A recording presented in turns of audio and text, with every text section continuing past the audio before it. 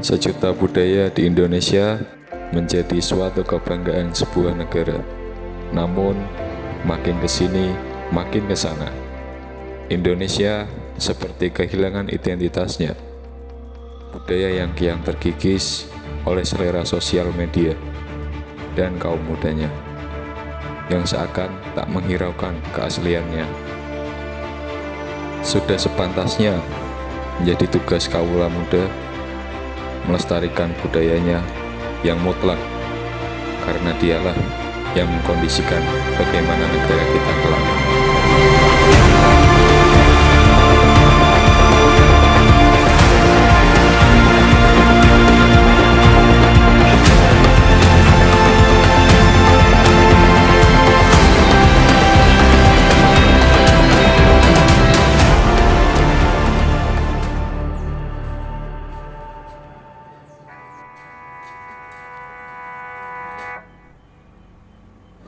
Bapak Djoko Haryanto atau lebih dikenal Ki Djoko Haryanto merupakan dalang kondang yang satu-satunya eksis di Kaliwungu maupun di luar Kaliwungu.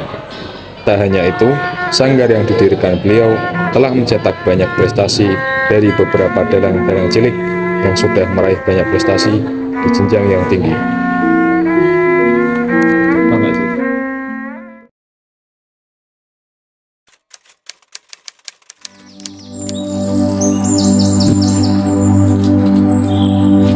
Assalamualaikum Pak Djoko. Waalaikumsalam Mas. Wah, monggo nggih. Benar Mas. Mas.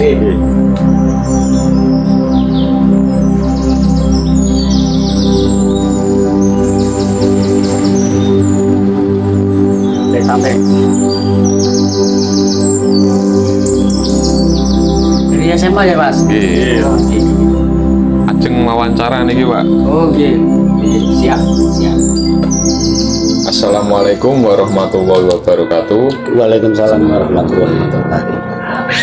Dengan adanya kita di sini, kita akan melakukan wawancara bersama narasumber kita, yaitu Pak Djoko, yang merupakan satu-satunya dalang di Kaliwungu yang masih eksis hingga saat ini. Mungkin Pak Djoko bisa memperkenalkan diri, Pak. Nggih. Matur nuwun Mas. Bismillahirrahmanirrahim. Assalamualaikum warahmatullahi wabarakatuh. Waalaikumsalam. Yang saya cintai anak-anakku semua dari SMA 1 Kaliwungu. Selamat pagi menjelang siang nggih. Nggih. Matur nuwun sangat Mas. Panjenengan semua sudah silaturahmi ke tempat Pak Djoko di sanggar sini, walaupun sederhana mungkin nggih, sederhana mungkin. Matur nuwun sangat atas kehadirannya panjenengan semua. Alhamdulillah pada pagi hari ini kita diberi kesehatan, iman, sehingga bisa berkumpul di sanggar Pak Djoko, sanggar seni Pringgondani ya. Matur nuwun sangat atas kehadirannya panjenengan sedaya. Mudah-mudahan bermanfaat dan nanti kita bisa bincang-bincang mengenai tentang seni budaya atau perkembangan seni atau apa mungkin dari panjenengan semua yang mau istilahnya diskusi tentang seni budaya. Ya monggo Mas, silakan Mas. Baik, langsung saja kita mulai dengan pertanyaan yang pertama. Pak Djoko, sanggar yang didirikan Pak Djoko ini kenapa bisa dinamakan Sanggar Pringgondani, Pak? Ya, asal usulnya itu bagaimana? Oh gitu nggih. Bagus Mas. Ya. Begini ya Mas. Karena apa Pak Djoko pakai nama Sanggar Pringgondani? Pringgondani itu nama dari salah satu kerajaan atau kesatria. Contohnya Gatotkaca ya. Gatotkaca kan Raja Muda Pringgondani. Pringgondani itu nama dari tempat atau kerajaan ya. Gatotkaca kan Satrio Pringgondani, Raja Muda Pringgondani. Selain itu karena Pak Djoko senang sama tokoh Gatotkaca itu, Pak Djoko senang. Jadi sanggar Pak Djoko saya beri nama Sanggar Pringgondani. Bukan kok karena apa-apa atau gimana ya. Ya itu tadi saya bilang karena Pak Joko senang sama tokoh Gatotkaca, jadi sanggarnya saya beri Sanggar Pringgondani gitu aja untuk mempermudah biar anak-anak itu tahu Sanggar Pringgondani tempatnya Pak Joko belakang SMA gitu. Itu Mas. Namanya dari salah satu tokoh favorit Pak Joko. Oke, salah satu tokoh favorit wayang Gatotkaca. Gatotkaca itu kan satrianya kan Pringgondani. Gitu. Sanggar Pringgondani ini didirikan sejak kapan? Sanggar Pringgondani berdiri sejak tanggal 8 Agustus 2013. Cukup lama Pak. Ya Mas, cukup lama, 2013. Alhamdulillah dari Sanggar Pak Joko juga sudah di dinas ya, dapat di dinas budaya di sekitar Kabupaten Kendal. So, anak-anak yang biasanya tiap hari Minggu pada datang ke sini sama belajar sama Pak Joko ya tentang pengenalan wayang lah, paling tidak pengenalan budaya. Kita orang Jawa kan jangan lupa Jawanya. Budaya itu tidak hanya kok kita berkesenian kok, itu enggak, budaya termasuk sopan santun, toto kromo, etika, undang-undang dan lain-lain itu udah budaya yang Jawa itu ya. Nah, gitu. Maksudnya gitu. Selain kita belajar seni pewayangan juga mengenalkan tentang budaya, etika dan lain-lain. Pak, kalau boleh tahu nih Pak, bisa diceritakan bagaimana awal mula Pak Joko dapat mendirikan sanggar yang sudah bertahan sampai sekarang ini Pak? Wah, itu ceritanya panjang sekali itu Mas. Dulu gini ya, ini cerita ya. Iya. Pendek kan. Dulu kan Pak Joko kan pernah Mas masuk pertama ke Protomolu tahun 1996. 96 Pak Joko masuk di Kaliwungu sini ya, di desa Protomolu, sekarang Kaliwungu Selatan. Ada teman Pak Joko saya mau tanya sama Pak Joko gimana? Nah, Pak Joko kan orang seni, kenapa Pak Joko punya istri kok di kandang macan? Loh, apa maksudnya? Di kandang macan, orang seni kan seharusnya kan di daerah seni Pak.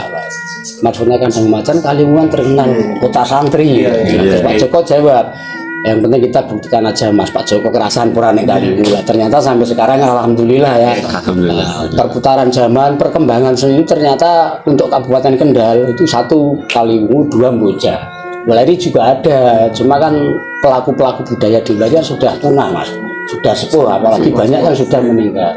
Makanya terus Pak Joko pada tahun itu akhirnya terus Pak Joko 2013 mendirikan sanggar itu, terus saya kasih nama Sanggar Seni Pringgondani gitu.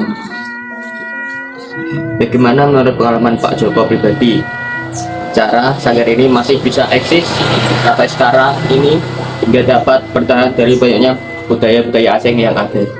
Oke Mas, itu penting sekali ya. Untuk penjenengan anak-anak remaja itu penting sekali. Karena apa? Penjenengan anak sekolah nih, pelajar.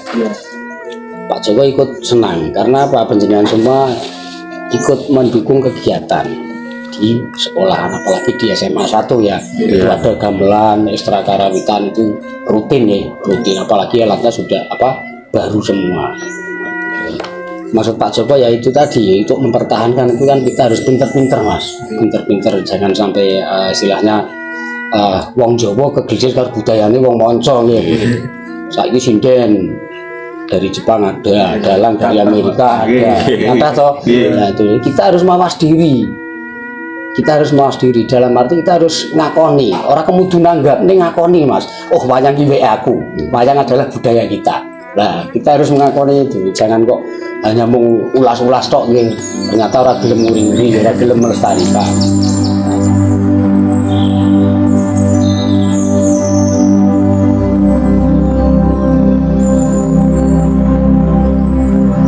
Kita harus bisa mengumpulkan anak-anak remaja, anak-anak kecil dari TK, SD, SMP, SMA, dikenalkan budaya, karena apa? Budaya itu nuntun kita Mas, nuntun kita.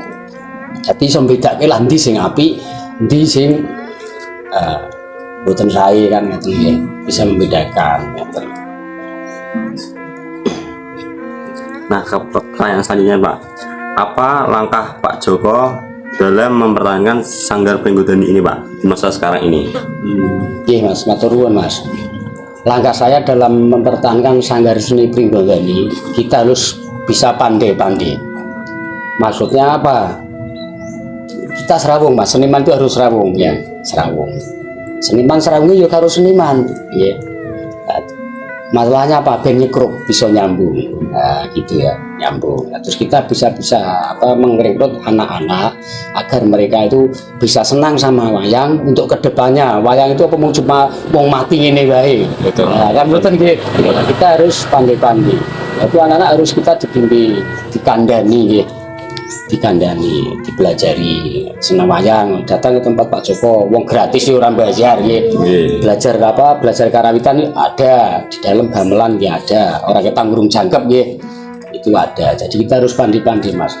Kalau kita agak pinter-pinter apa sama anak-anak untuk mencintai budaya kita sendiri, wah nanti payah. Jadi anak cucu kita kan regenerasinya Pak Joko termasuk jenengan-jenengan regenerasi gitu. Nah itu nggak tahu apa sih janjane wayang, apa sih janjane budaya. Nah itu makanya kita harus tadi pinter kita membimbing, membina anak-anak agar mereka seneng sama budaya, terutama wayang, karawitan. Yang penting musik-musik Jawa gitu. Selanjutnya, pripun Pak langkah Pak Joko untuk menarik minat masyarakat untuk pegelaran wayang kulit khususnya di Sanggar Pringgodani ini Pak? Oke Mas, terima kasih Mas. Langkah saya agar masyarakat itu senang sama wayang dan tetap bertahan gitu bahasanya gitu. Kita harus menyesuaikan. Tegese pripun nggih menyesuaikan. Wong jenenge seniman nggih, seniman dalang niku ora ono bandrole kaya rokok, Mas. Nggih. Rokok Jarum Syukur sak bungkus piro, Marlboro piro, Sampurnamil Sampurnamil piro. Itu ada bandrolnya, tapi kalau seniman seperti Pak Joko ndak ada bandrolnya, Mas. Karena apa? Seniman itu bahasanya ini Mas, sing nanggap sopo, sing ditanggap sopo. Apalagi kita sering kumpul sama jenengan di SMA, ada event ini pagelaran wayang ini. Apa Pak Joko nuntut apa? Nuntut saya nuntut gaji kan enggak? Yang penting untuk operasional, anak-anak untuk operasional peralatan sudah cukup ya sudah. Lain lagi kalau Pak Joko ditanggap di luar, umpamanya Agustusan atau ngerti desa gitu. Seperti desa Protomulyo, terutama Andarupono, Plantaran, Nolokerto itu kan sering Mas karo wulan legeno gitu. Setelah Sawal gitu. Dari Sawal biasanya wayangan ngerti desa. Nah, Pak Joko biasanya terlibat di situ, paling tidak kon wayang awan ya. Malamnya temennya Pak Joko dari sana, dari Solo atau Klaten atau Sragen mungkin kan itu. Nah, terus kita maksudnya tadi Pak Joko bilang dalangnya ana bandrole kaya rokok. Lah niku wau bahasane sing nanggap sapa, sing ditanggap sapa. Umpamanya SMA nanggap Pak Joko, otomatis Pak Joko kan ngajarnya di situ ya. Ekstra kerawitan, masuk Pak Joko aku pasang tarif itu ini kan tidak mungkin.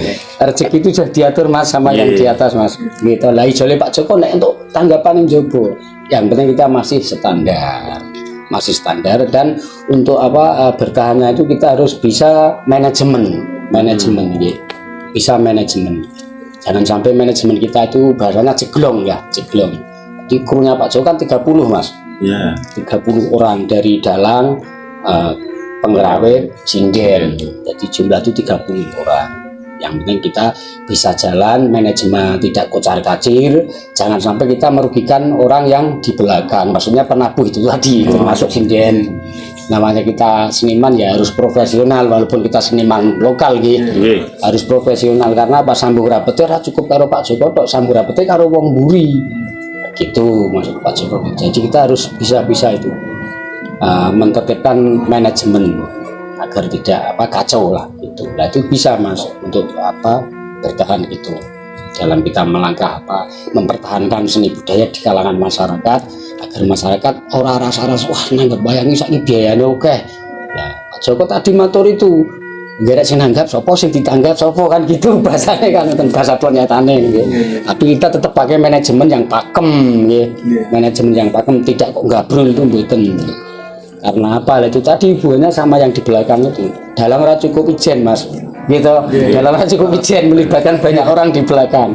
Nah gitu Mas. Itu tadi. Sekian saja obrolan obrolan dari kami berlima dan Pak Joko. Terima kasih banyak atas beberapa pelajaran-pelajaran yang sudah dapat kita pelajari dari Sanggar budaya khususnya Pak Joko. Jawa. Ya, Pak, atas sangat. Sebelum akhir, saya mau bertanya sama Pak Joko, kalau ada anak-anak yang mau belajar, alamat Sanggar Pribadi ini di mana sih Pak? Ya di sini Mas, itu Mas ya, Duku Harjomulyo, RT 3 RW 5 ya, Desa Proterjo, Kaliwung Selatan Kendal. Itu kontaknya Pak Joko sudah ada di WA, ada nomor teleponnya ada. Silahkan monggo datang sini, orang bayar Mas. Pokoknya Pak Joko tak salurke untuk anak-anak yang mereka mungkin senang belajar dalang, pengen senang kenal wayang, tidak belajar dalang tidak, paling tidak kenal wayang, silahkan monggo datang sini. Yang penting kita bisa kontak dulu, karena Pak Joko kan kadang sering keluar Mas. Rabu di apa? Di SMP 1. di enggak Mas, di SMP 1 kan jadwalnya Sabtu nanti ya. Terus Rabu ini ada jadwal baru lagi di Plelen, Balai Desa Plelen. Kalau apa hari Kamis di SMA kita nih, SMA tercinta. Lah sing duwe gamelan kok. Duwe gamelan anak-anak bisa berlatih sampai sepuas mungkin gitu. Terus untuk jadwal yang lain kan namanya Pak Joko ada Jo. Namanya kita keluarga gitu. Kita keluarga kan biasa Mas, penting ibadah, penting berkarya kan kita bisa membedakan gitu. Itu kalau Pak Joko gitu. Jadi jangan sampai kita mengecewakan sesama. Rasanya wong nek kecewake wong gelo. Nah, itu prinsipnya orang Jawa Mas, pituture wong Jawa. Jadi wong yo aja gawe gelane wong, yen iso gawe senenge wong. Lah itu. Itu prinsip Pak Joko. Ya sak bisa-bisane kita budidaya. Aja entek gawe gelane wong, piye aku dhewe nek digawe gelo ya ora gelem kan gitu. Itu filosofi Jawa nggih. Matur nuwun Mas. Baiklah untuk pertemuan pada pagi hari ini mudah-mudahan bermanfaat untuk anak-anakku semua dari SMA 1 Kaliwung. Mohon maaf segala kekhilafan, mungkin Pak Joko kurang berkenan, sekali lagi ya untuk mas-masnya Pak Joko minta maaf yang sebanyak-banyak mungkin. Akhirul kalam, wassalamualaikum warahmatullahi wabarakatuh. Salam budaya.